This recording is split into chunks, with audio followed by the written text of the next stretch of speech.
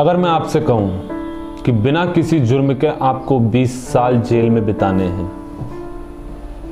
तो आप क्या कहेंगे? शायद मैं पागल हूं।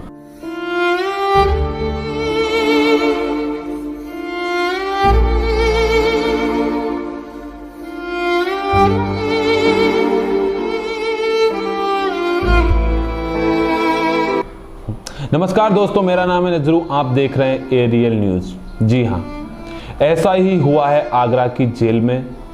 बिना किसी जुर्म के 20 साल एक व्यक्ति ने वहां पर गुजारे हैं। 20 साल बाद उसको रिहा किया गया है। यूपी के ललितपुर जिले के सिलवान गांव के विष्णु तिवारी नाम के एक शख्स ने बिना किसी जुर्म के अपने 20 साल आगरा की सेंट्रल जेल में बिताए। लेकिन ऐसा क्यों? आम आदमी सिस्टम के चंगुल में फंस ही जाता है और वो अपनी गरीबी की वजह से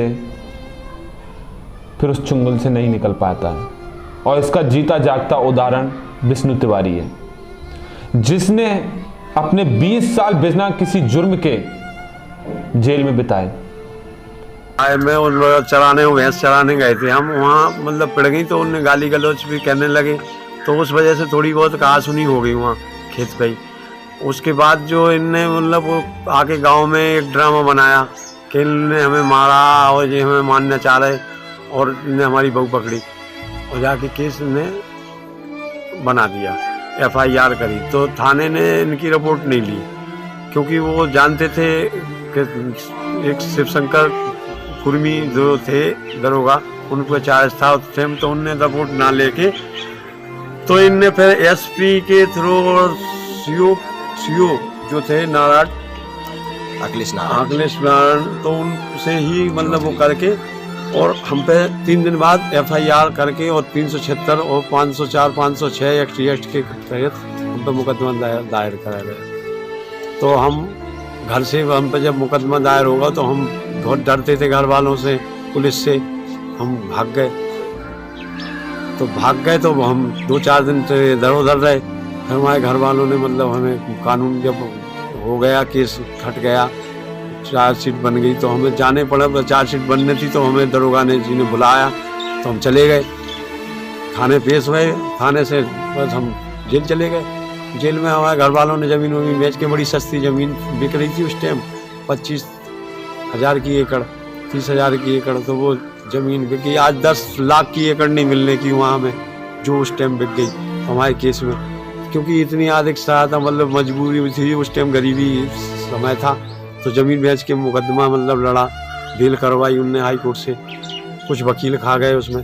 फिर इसके बाद उन्होंने रिकवरी, फिर पुलिस वालों को फिर उंगली लगा के जमानती जो थे और वो उनको परेशान करा, इतना प्रेशर डाला कि उन लोगों ने ज़्यादा मतलब आत्महत्या की धमकी दे दी। तो रिकवरी अब झूठा वारंट करवा दिया, वारंट भी करवा के और रिकवरी भरने पड़ी, तो 3% भरने पड़ती। लेकिन हमारे पिताजी सीधे साधे थे, उसमें भी ज़मीन बेच के पूरी भर दी। वो भी मुकदमा लड़ा तो वो भी वकील वहाँ पैसा खा गए। हमारे पिताजी बीच में ही चल बसे, खालिश मार गई उनको, वो ख़त्म हो गया। 1 साल पीछे हमारी माँ ख़त्म हो गई, अटैक पड़ गया।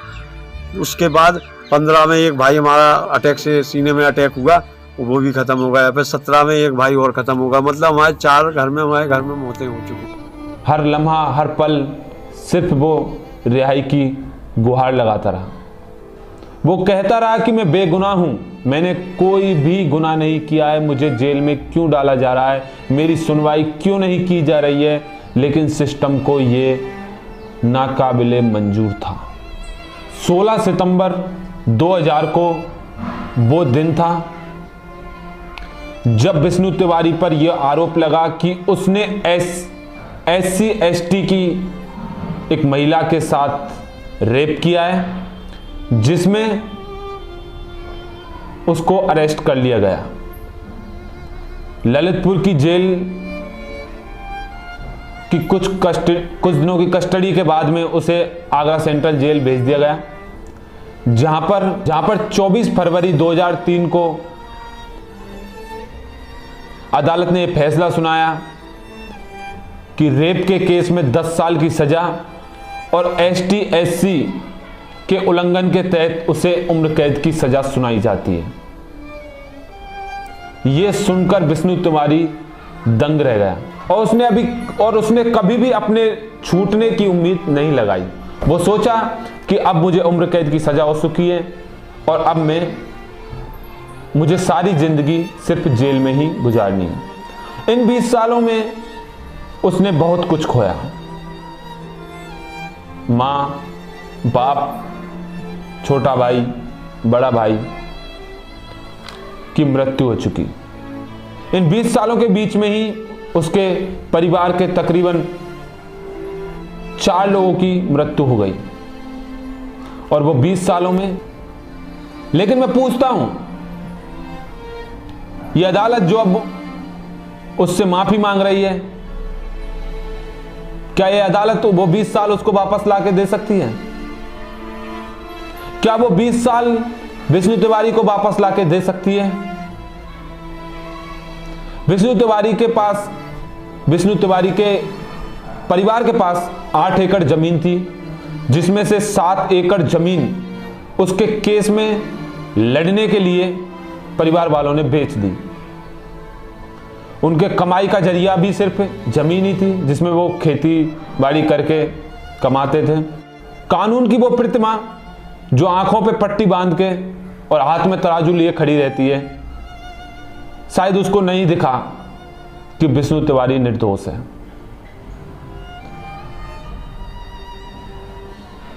लेकिन भला हो उन अधिकारियों का जिन्होंने विष्णु तिवारी के केस को दोबारा से खोला और विष्णु तिवारी को रिहा करवाया और वो अपने परिवार वालों से जाके मिला। 20 साल की सजा सिर्फ किसी भी गुनाह के लिए नहीं, कोई भी गुनाह जो उसने किया ही नहीं।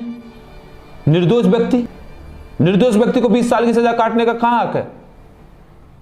आप अपनी कमेंट में राय जरूर दें।